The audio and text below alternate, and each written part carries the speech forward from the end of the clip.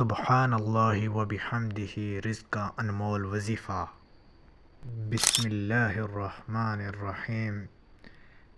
یا اللہ یا محمد یا علی یا فاطمہ یا حسن یا حسین، اللہم صلی علی محمد النبی الامی وعلی آلہ وسلم تسلیما۔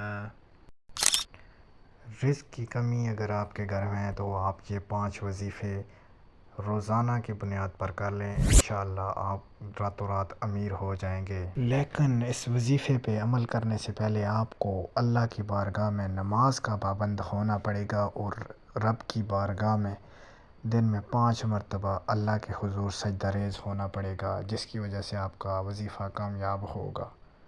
طلوع فجر کے ساتھ 100 مرتبہ پڑھیں، غیب سے مدد ہوگی اور روزی کے دروازے کھل جائیں گے۔ سبحان اللہ و بحمدہ۔ یہ وظیفہ روزانہ پڑھنے والا کبھی تنگ دست نہیں ہوگا اور اس کے رزق میں کبھی تنگی کا شکار نہیں ہوگا۔ وسیع رزق کے لیے قرآنی وظیفہ: ہر نماز کے بعد 7 مرتبہ اس وظیفہ کو پڑھیں۔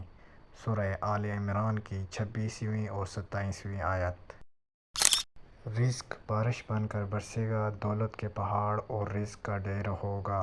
وَمَن يَتَوَکَّلْ عَلَى اللَّهِ فَهُوَ حَسْبُهُ إِنَّ اللَّهَ۔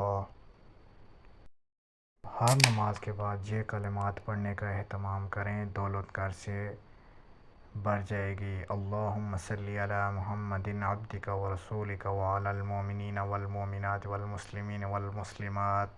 جو شخص روزانہ ظہر کی نماز کے بعد ان کلمات کو ادا کرے گا، انشاءاللہ اس کے رزق میں بے پناہ اضافہ ہوگا۔ یا اللہ یا رزاق، یا اللہ یا فتاح۔